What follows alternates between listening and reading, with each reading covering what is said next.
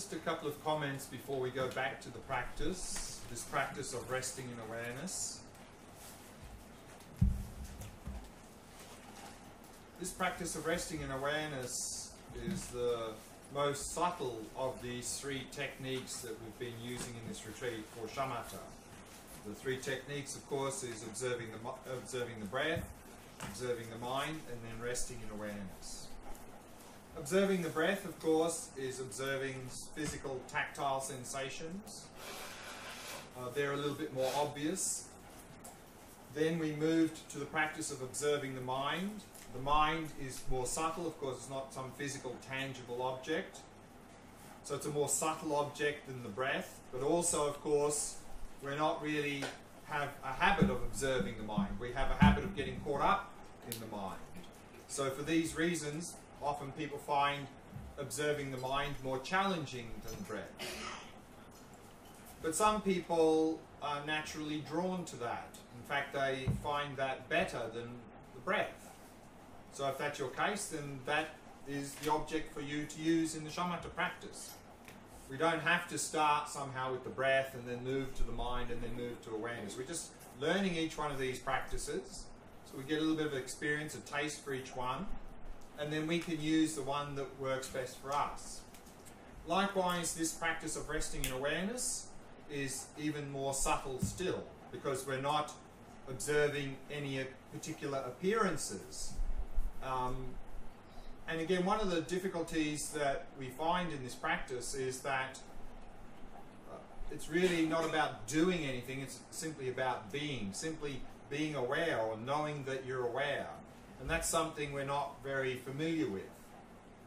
But some people are naturally drawn to this and find this one actually the one that they connect with the best. So if that's the case, then we can use this as our normal shamatha practice. We don't have to use the breath or the mind, we can simply use resting in awareness. And what we saw was that with the resting in awareness, often we'll get caught up in appearances. Whatever appears in our mind, we get caught up in that. So one little thing we brought in there yesterday to help us avoid getting caught up in appearances is to have the basis in the breath, to anchor ourselves in the breath, particularly the rhythm of the breath is probably most suitable for this one. So if you find yourself getting caught up in all the appearances, then just go and anchor yourself in the breath. So while you're resting in that stillness of awareness, just start to notice the rhythm of your breath. And that's going to occupy your mind a little bit so that you don't get caught up in other appearances. So if you find that helpful, bring it in.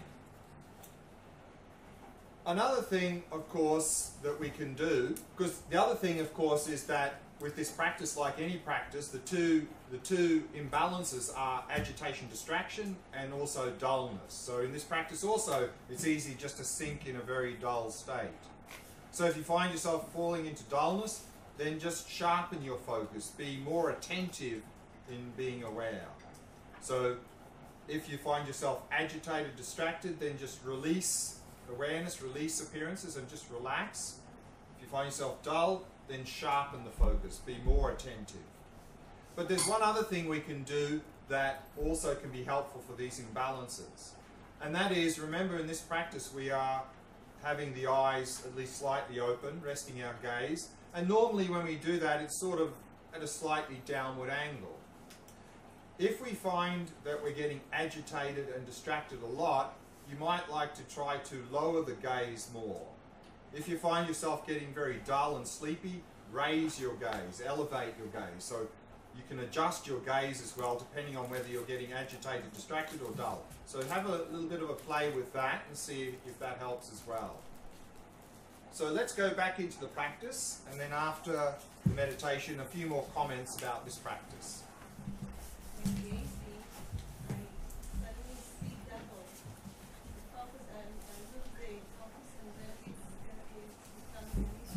So remember, with the eyes, we're not trying to deliberately unfocus. We're not straining the eyes in any way. So just leave them natural as much as possible. We're not trying to deliberately unfocus. Of course, the conditions here maybe not ideal for having eyes open. A lot of people in front of you, maybe a bit of movement catches your attention. But of course at home we can control that a little bit. So as I mentioned the other day, what can be very helpful, particularly at the beginning stage of this practice with eyes open, is have a blank wall, and even make the room quite dark. Then there's nothing for the visual gaze to get attracted to. But here, if you find you're sort of getting distracted visually, but if you are, then you can use again an anchor point, pick a point. But if you find you're getting sort of, this is because we're sort of trying to deliberately unfocus, so just keep relaxing the eyes, or keep very relaxed around the eyes. Okay. Is it okay to divide the meditation to three? Let's say I meditate 30 minutes each morning, so 10 minutes on the breath, 10 minutes on the mind, and then 10 minutes in awareness? So, of course, in the beginning stage, it's good to learn each one of these practices. But I would recommend in a particular session to sort of stick with one of them. You could use as part of the preparation at the beginning to focus on the breath to prepare yourself, but then the main part of the practice is I would stick with one of these. If you keep chopping and changing within a session, it's not going to be as effective. Okay, let's do the practice then.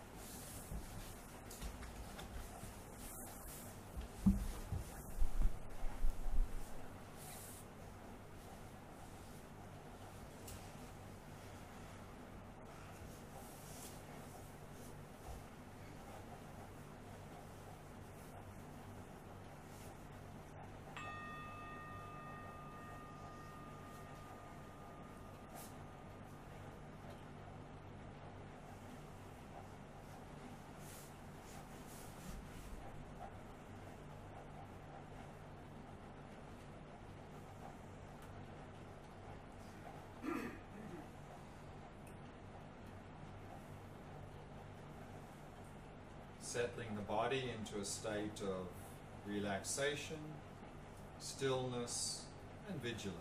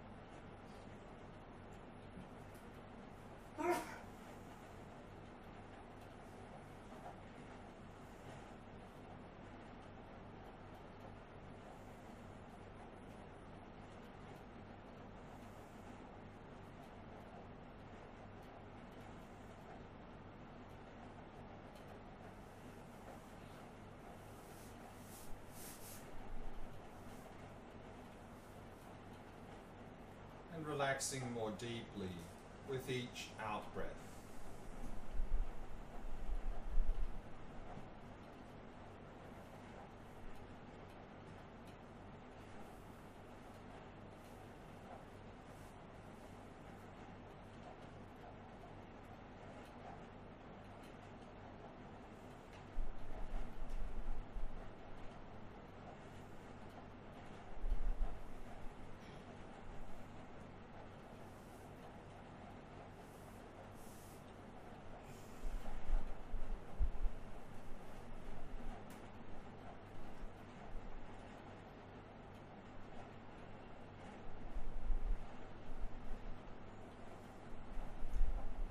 breathing to settle into its natural rhythm.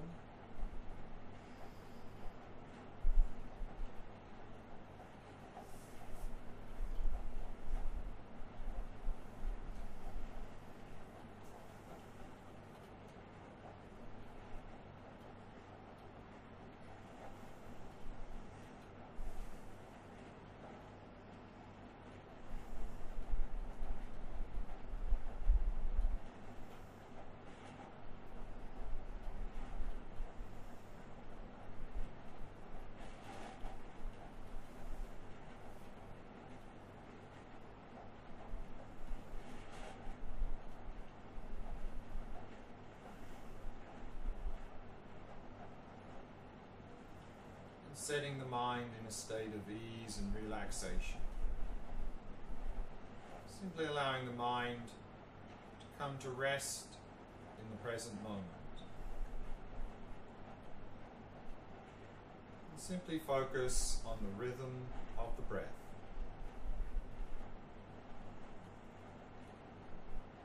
Noticing if it's long or short, deep or shallow,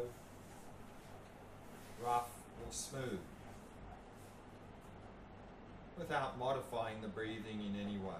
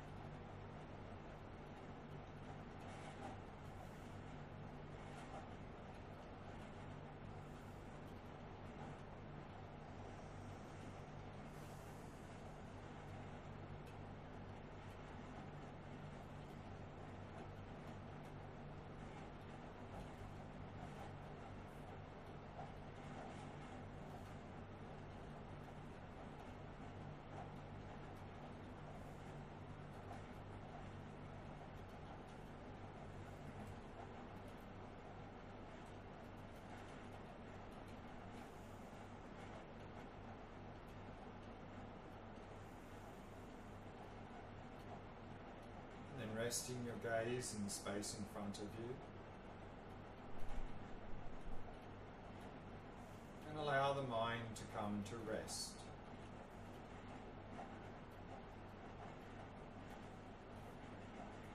Simply resting in the experience of awareness itself, resting in the stillness of awareness.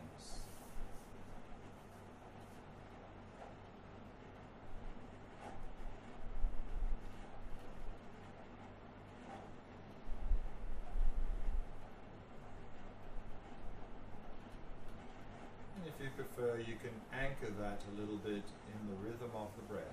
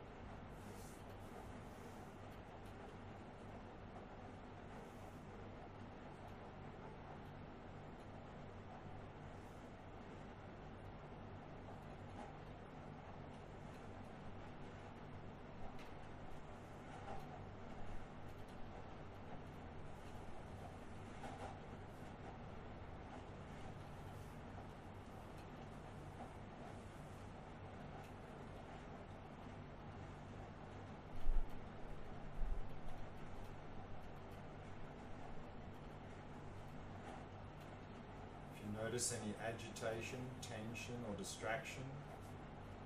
Lower your gaze. Release your awareness into space, releasing all appearances and relaxing completely.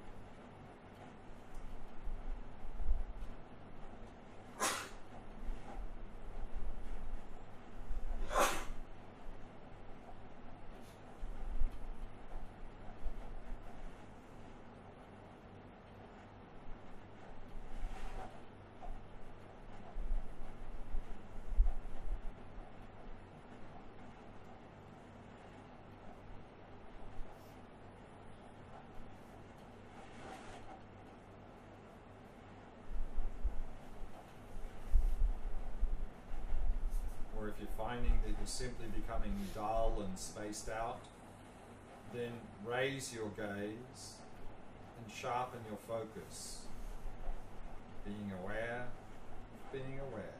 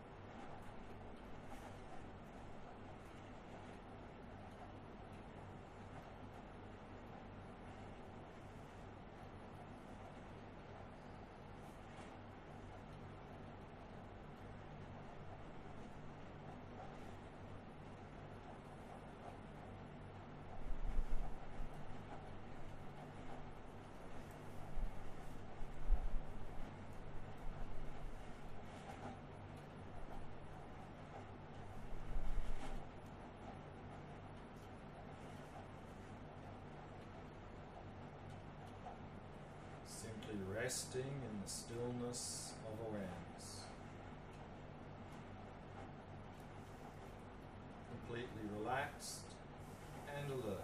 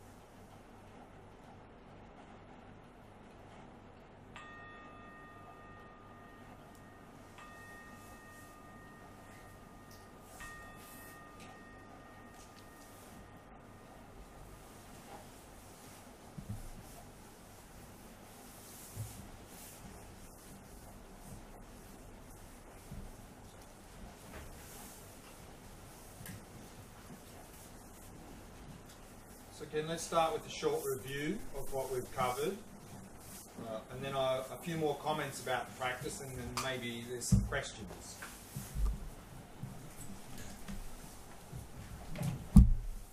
So far we've been looking at what's called the shamatha practice, which is the cultivation of mindfulness. It's strengthening mindfulness, strengthening our ability to focus on an object, so improving our concentration.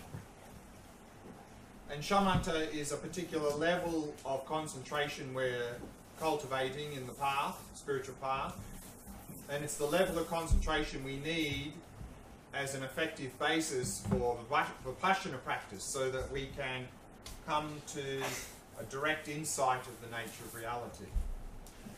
So in that shamatha practice, of course, we focus on a particular object, and in this retreat we're using 3 different options. Of course, there are many possibilities, but the ones we're using in this retreat are, I think, the ones that are probably most appropriate and beneficial in our modern world. That the first day we were using the breath as the object, and this is probably the one that is most widely emphasized in most Buddhist traditions. And the meditation texts say that if you're the sort of person who's highly discursive, meaning always thinking, then definitely for you the best object is the breath. And so I think that accounts for most of us in the modern society. We're all living in our conceptual mind. So by focusing on the breath, we get out of our conceptual mind and into the body. We get out of the past and future into the present moment. So probably for many of us here, the breath is going to be the best object to use. And we used a few variations of that: the full body, the rhythm, the abdomen, nostrils. And each one of those variations has its own unique advantages. But again, within the breath, use the one that really works best for you. Then yesterday we were looking at the mind as the object. Many of you probably found that much more challenging than focusing on the breath, because again, it's much more subtle object and we don't have a habit of observing the mind. Some of you may have found actually that you much prefer observing the mind than the breath. Very good. And again, with the mind practice, there are enormous benefits with this practice. So of course, this practice, like any shamatha practice, the goal is to cultivate a calm, clear and focused mind. But one of the side benefits of using the mind as the object is that it will help us to really become the masters of our mind instead of being the slaves of our mind. We're often now overwhelmed and tormented by our mind, tormented by our thoughts, emotions, memories and so forth. And so this practice will help us to become the masters of our mind. Our mind will naturally become more quiet and still, and we won't then get overwhelmed with whatever arises in our mind. And then yesterday afternoon, this morning, now we're moving to the 3rd variation of the shamatha practice, and that is simply resting in awareness itself. Even more subtle practice. And probably many of you found that even more challenging than the other 2. But some of you may have found this is the one that really I resonate with and really seems to work best for me. So if that's the case, we use this as our shamatha practice, simply resting in awareness. And of course, a big side benefit of using this resting in awareness as the shamatha practice is that we then start to connect with the stillness of our awareness. And what we notice is that our awareness, our mind, is limitless, it's open, it's spacious, it's still. And if by resting in that, we can make that our sort of default mode in daily life, instead of blah, blah, blah, blah, blah all day. And so then that's going to be a very good basis, default mode, to operate effectively in daily life. And also another big side benefit with this practice is that simply resting in the experience of awareness, we can intuitively come to an insight into the very nature of our own mind, of course, which is the vipassana practice. So this is very much a bridge into the vipassana practice. And in this resting in awareness practice, how do we know if we're practicing correctly? Same as any shamatha practice. We're not practicing correctly if we get caught up in dullness and distraction. So here, resting in awareness, distraction is if we are then focusing on any appearance at all. If we are focusing on any appearances, we're not resting in awareness.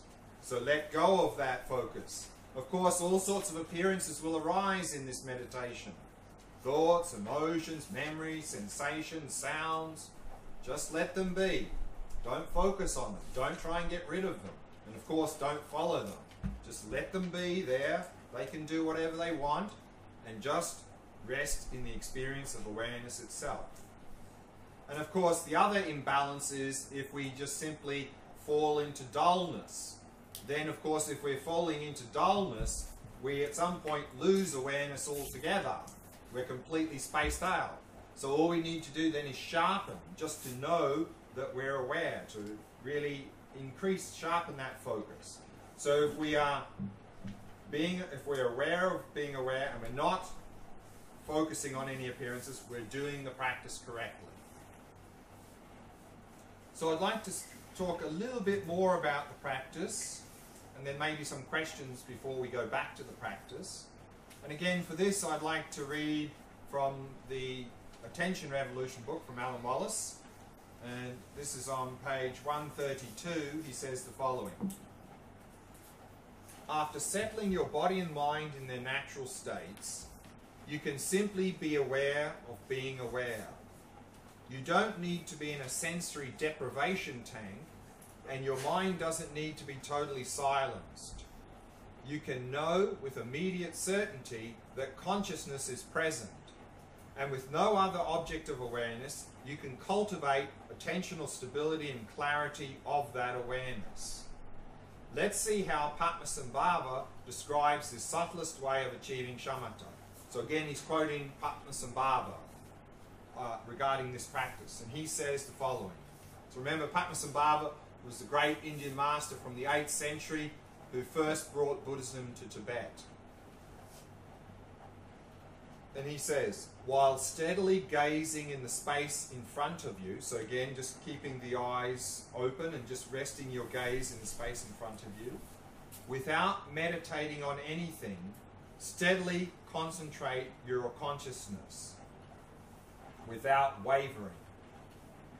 Increase the stability of attention and then relax again. So again, here he's sort of helping us to overcome these imbalances. If you find yourself agitated, distracted, then release and relax. If you find yourself getting dull, then sharpen your focus. And then he says, occasionally seek out what is that consciousness that is concentrating. So here he's actually asking a question now. What is the consciousness that is concentrated? Steadily concentrate again, and then check it out again. Do that in an alternating fashion.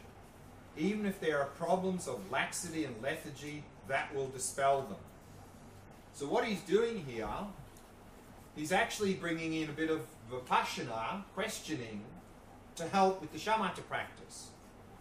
Because if we are falling into dullness, and then we ask a little question, that will help us to sharpen our mind, because to investigate that question we need our mind sharp. So we can bring in a little bit of vipassana questioning to help sharpen the focus. So we do a little bit of questioning and a bit of investigating, and then let it go, and then where mind is sharp, and we just rest in that. And then he says, cast your gaze downwards, gently release your mind, and without having anything on which to meditate, gently release both your body and mind into their natural state. So again, if we find ourselves agitated, tense, or distracted, we can lower the gaze, release our awareness, relax completely. Having nothing on which to meditate, and without any modification or adulteration, rest your attention simply without wavering in its own natural state, just as it is. Remain in that state of luminosity. So luminosity is just another word for clarity. And rest your mind so that it is loose and free. So really relax, relax, relax. Alternate between observing that which is concentrating inwardly and that which is releasing. If you think it is the mind, ask, who is it that releases the mind and concentrates the mind? So again, he's asking a little question here. Steadily observe yourself and then release again. By so doing, fine stability will arise, and you may even identify pristine awareness. So what he's saying here is that, again, particularly if we're sort of falling into a little bit of dullness, ask a little question.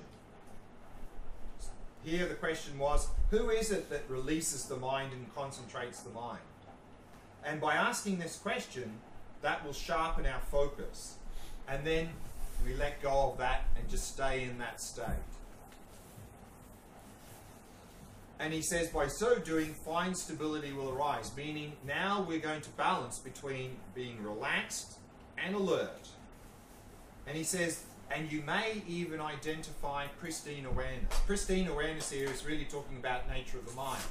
So which means if we introduce a little question here to help sharpen our attention, we may even have a little insight into the nature of our mind. What is pristine? Pristine awareness is another name for the very subtle mind, or the nature of our mind. Pristine means like pure. And then he says a little bit more. He says, if you become muddled and unmindful, you have slipped into laxity or dimness. So clear up this problem, arouse your awareness and shift your gaze. So again, if you find yourself simply drifting into a very dull state, raise your gaze and sharpen your focus. If you become distracted and excited, it is important that you lower your gaze and release your awareness. So releasing any tension and distraction and lowering the gaze. If samadhi arises in which there is nothing of which you can say, this is meditation and this is conceptualization, you are slipping into a stupor, meaning very heavy dullness. So meditate with alternating concentration and release, and recognize who is meditating. By so doing, recognize the flaws of shamatha and eliminate them right away. So what we see from all of this is that, again, with the two main imbalances. If you find yourself getting agitated, tense, or distracted, lower the gaze, release awareness, and just relax completely. If you find yourself drifting into dullness and sleepiness, raise the gaze and sharpen the focus. And then, as part of that, he introduced a couple of questions, a couple of Vipassana questions. So the idea is, if we introduce a little bit of Vipassana question, of course, to investigate that, we have to sharpen the focus. So that's going to help us to make the mind sharp and clear. So we do a little bit of questioning, sharpen the focus, and then just let that go, and just stay there. And so we're going to do that a little bit in this meditation now, which we're going to do again now. So before we do that, is there any questions about any of that?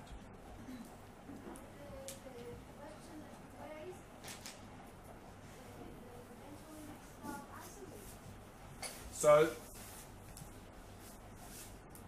the question is like a question he asked there is something like, who is doing this? Who is the observer? So we're going to introduce a little bit of questioning in this meditation. And when you do this questioning, we need to try to answer that through our direct observation. So what we don't want to do is allow the intellectual mind to come in and go, I know who the observer is. It's this and this and this, or there's no observer because I learnt that when I studied this. This is not Vipassana practice. So here, when we do questioning in any Vipassana practice, leave the intellectual mind out. Because the intellectual mind always has an answer based on our belief system. We're not interested in our belief system. We're interested in seeing what the reality is. So drop the intellectual mind and just look.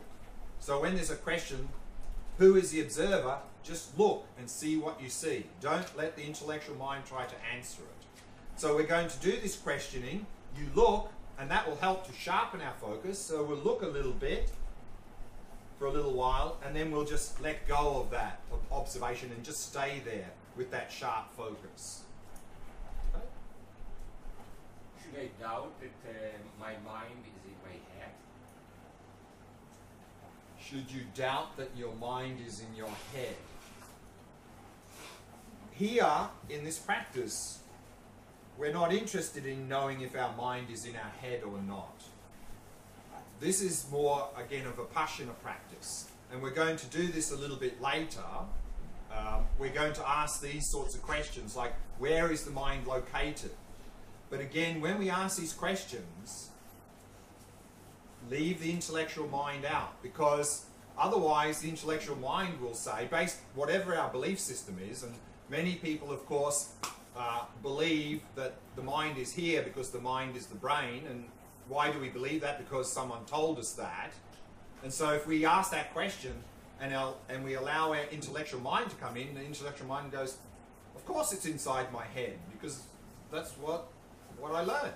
But then that's not Vipassana. Vipassana is not accepting some belief system. Vipassana is investigating through direct experience. So we have to be like an empirical scientist. You know, an empirical scientist needs to let go of any prejudices, bias, or belief systems to be objective in their experiments. So it's the same for us. We need to let go of any belief systems or biases or anything. Get rid of them, because they're interfering with our